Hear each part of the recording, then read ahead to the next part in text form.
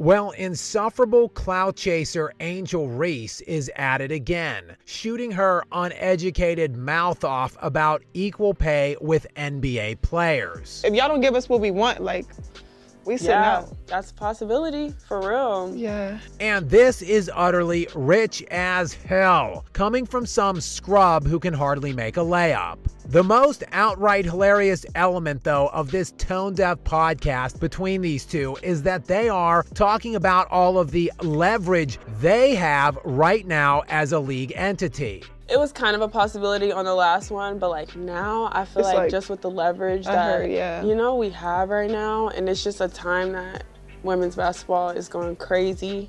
What you just said is one of the most insanely idiotic things I have ever heard. But really, they have very little leverage overall at all, as it isn't they, it's her, as in just Caitlin Clark. And yet, the vast majority of the WNBA players as a whole continue to treat Clark like absolute shit, with 17% of all flagrant fouls this past season throughout the entire league being committed against Clark, with an astonishing 80% of all of her flagrant fouls coming from games in which she played none other than the Chicago Sky, which happens to be ignorant fool Angel Reese's team. Hey Angel, here's a pro tip. Perhaps just say thank you and go on your way to your next podcast appearance, that is, where you can continue to whine about being underpaid thanks only to the girl you and your teammates can't stop fouling the hell out of. It's a complete crap. Yes, make no mistake, Angel, the WNBA doesn't have any leverage here at all. Caitlin Clark does. By and large, the WNBA is still the same pathetic product it has been for decades. Look where women's basketball is. People are talking about women's basketball, but you never would think that we'd be talking about women's basketball. Yeah, the reason why we watching women's basketball is not just because of one person. It's because of me too, and I want y'all to realize that. Like, it's not just because of one person. A lot of us have done so much for this game. And with abysmal and outright laughable ratings, which would have seen the league shuttered in bankruptcy literally years ago if they weren't being subsidized by the NBA. So perhaps Angel Reese should just stay out of the meetings moving forward. I've been in the meetings, they are.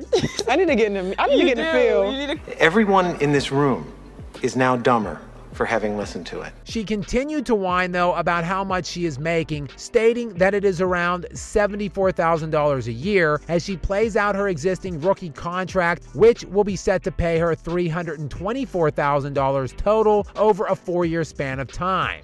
And $70-some thousand a year for 4 years to be bricking and airballing layups in a league that hasn't turned a profit since its creation, dating back all the way to 1996, sounds like a pretty good deal to me. I do feel like the pay gap would be something that, we could just take a donation around the NBA maybe.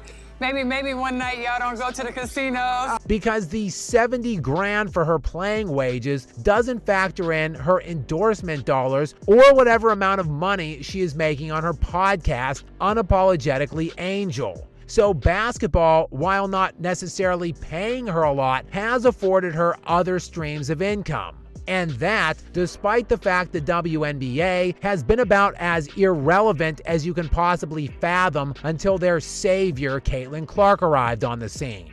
As nationally televised games during this last regular season produced historical highs for the WNBA. That would be 1.2 million across national platforms per game, an increase of 170% from 2023. Thank you, Caitlin Clark. Also, the WNBA players did just sign a new collective bargaining agreement back in 2020, which included a 53% pay raise league-wide, raising the average base salary to about $130,000 annually with additional bonuses and incentives. Again, not a bad deal here for a league that has yet to ever turn a profit, receiving a $15 million annual endowment from the NBA to cover operating costs for WNBA teams, including facilities, travel, marketing, and administration, which is all really just code words for no one watches or cares about this product. Now again, that is on the rise, thanks solely to Caitlin Clark, while the NBA is actually on the decline as of late. Compare the aforementioned 1.2 million views per game for nationally televised WNBA games to the current dreadful 1.8 million the NBA is currently pulling in, and pretty soon both of these leagues are going to need subsidizing. Or at the very least, here's a radical idea: the NBA players are probably going to see a reduction in their salaries. Bro, what are you talking about, man? That's outrageous. See, the answer isn't to give WNBA players more money, it's probably to give the NBA players less. And we'll take that. We'll take that for sure. I heard it's $500,000 on the line, so we're going for that. There is no doubt the NBA salaries have swelled to unimaginable heights, and that is coming amid unprecedented lows in popularity. Make this make sense. The NBA has less eyes on it, yet players are being paid handsomely, more so than ever.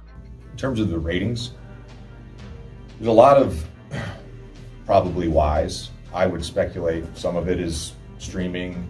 At the very least, though, the NBA is cashing in massive TV deals, as their most recent one to begin next season with ESPN, NBC, and Amazon is worth $76 billion. I think it's not easy to watch an NBA game, to find an NBA game. The current media rights deal, meanwhile, for the WNBA is estimated to be worth around $60 million. And coincidentally, the WNBA also just signed its own landmark deal this past year with Disney, Amazon Prime, and NBC. That deal, you might be wondering, well, yeah, it's worth $2.2 billion total. That's roughly $200 million per year, while the NBA is generating $76 billion in their deal. So, Angel, that is why you are making what you are making, and your NBA counterparts make what they make. It is a matter of supply and demand, basic economics. So perhaps skip the meeting, Angel, and instead enroll in some remedial community college economics courses. Perhaps you can cover why your rent is allegedly, according to her, $8,000 a month. Which, yeah, that was included in her rambling diatribe about being underpaid. And for more on the dreadful product that is the WNBA, you can check out this video right here, and make sure you are subscribed to stay up to date with more from me. Until next time.